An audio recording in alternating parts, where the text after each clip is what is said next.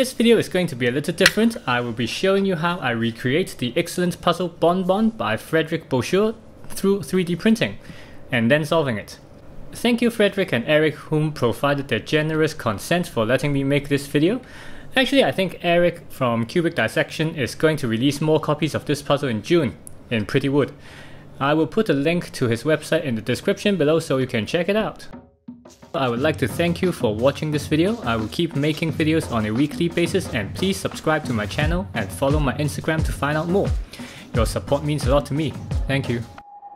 Okay, disclaimer, I am a noob in 3D CAD design, so this is not the perfect workflow, but it works for me. And from the very beginning, I started with a photo from CubicDissection's website, and I've determined that the pieces which I used will be a 16 by 16 by 16 millimeters cube as a unit to make the tetraminos. Once that's decided, I can then work out the required dimensions of the box, which is a 2 voxel tall, 3 voxel wide and 4 voxel deep box.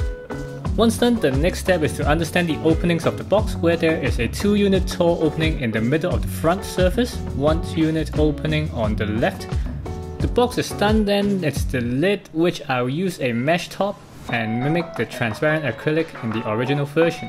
And then there are 2 openings on the top, one is a 1 unit tall and one is a 1.5 units tall. I have to make sure the holes are in the correct position. The slightly tricky part for this model is the opening on the top in the mesh, which requires some measurement to make sure we have a smooth rim around the openings in the mesh. After all is done in tinkerCAD, the file is exported as STL and then sliced in Prusa Slicer. The printing begins. I don't have the Octoprint setup, so the hyperlapse is a bit meh, but you get the idea. And so that's how I made my own copy of the Bonbon. Now let's get solving. The goal of the puzzle is to place the 5 pink pieces into this box. The box is a 4 by 2 by 3 big volume, so that is 24 voxels big. And each of these tetraminos are 4 voxels big, and with 5 of them we have to place 20 pink voxels into this box. As usual, I'll try to solve it outside the box and see how I can place it into the box and how to utilize the holes. It's very interesting that the holes at the top, there's a 1.5 voxel long hole, which I don't know if that has to be utilized or it's a finger hole. A finger hole meaning that it's used to manipulate the pieces within the box. This L-shaped piece can go in like so, but can I turn it? Not in this orientation.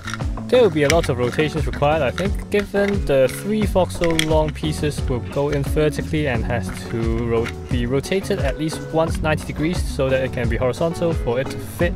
This is my first idea of how the pieces should be placed. Usually for these type of puzzles I will work backwards, so I have to work out which is the last piece to go in and then working backwards the first one. I'm also trying to work out which piece can be rotated. It seems that the long piece has to go in either first or it has to go in last, otherwise all the rotations will be blocked. Okay, so if I place the long piece in first, then the T-shaped piece can go in like so to be rotated, but the long piece will be restricted to the right of the box because otherwise the T-shaped piece can't be turned. If the T-shaped piece is like so and the long piece is on the right, the L shape can't be turned because the long piece is in the way. If I place the L piece like this, then I don't think the S piece can be placed in. After more trial and error, I'm trying to work out how the T-shaped piece can be turned, and I realize it can be turned almost in every direction given there are quite a few holes and the shape of the T. So this, I think, will be one of the keys to solving this puzzle. After more trial and error, I've decided that the long piece won't be the first piece to go in because it's blocking every piece. So I have decided to put the T shape in first, and then now trying the L shape and realizing that this is quite promising. The L shaped piece can be protruding from the left hole and keeping the opening open so the other pieces can still go in. Okay, let's regroup and take all the pieces out because the restrictions are very restrictive and I can't move them freely. And I have to think about how to put the pieces in, it's very difficult. So for the keen eye viewer, you may realize that the background is a bit different in color. It's now sky blue, so it's another day. And I've been thinking about this, how to solve this puzzle even off camera. And I think I have an idea how this can be done. First, this piece, as we have established that it has to go out from the hole on the left to open the door or the opening. And this square piece can only go in like so, and it can't be turned flat. So the orientation of the square can only be either sideways, and the long piece can only go in one direction and can't be turned. The S piece can't be turned because once it's turned, the long piece can't be placed in, and if the long piece is in, then the S piece can't be turned, so that they are mutually exclusive. So what I think is that I have to place the T shape in and do a few rotations. Then I'll place the L shape in. The long piece will be the final piece to go in.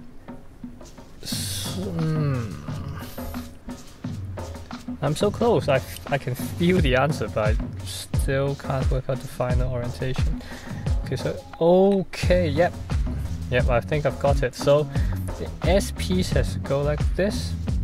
Now the door opens, then I can move this up, and then the last long piece can go in after the L-shaped piece goes back into the box.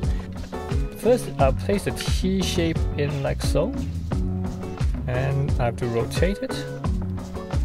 But before rotating it clockwise direction, I have to flip it flat. Yeah, so when the T shape piece is flat, it has to be in this direction. I can rotate the piece with this hole here. Rotate, and now it's in a better position, and I have to flip it again, rotate it with the hole. This is much easier in this orientation, and in this position I can place the S shape in like so, and it goes into this position. Now the L shape, which is going to be rotated with the side hole again, like so. Yes, it works.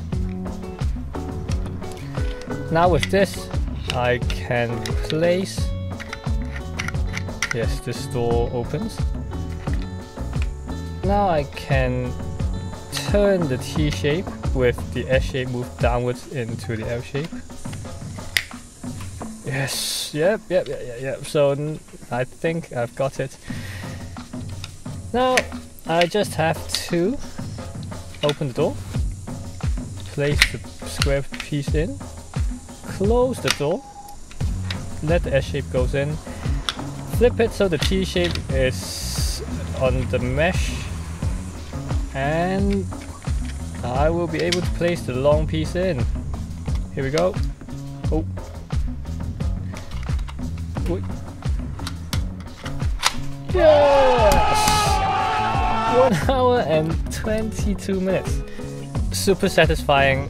I really like these 3D packing puzzles, given at the point of solving it, it gives me this complete satisfying feeling sensation which you have to try to understand. And this is a very enjoyable puzzle. It's fun, it's very challenging. The rotations are quite sneaky, I'd say, especially the one with the T shape rotating with 2 pieces within the box already.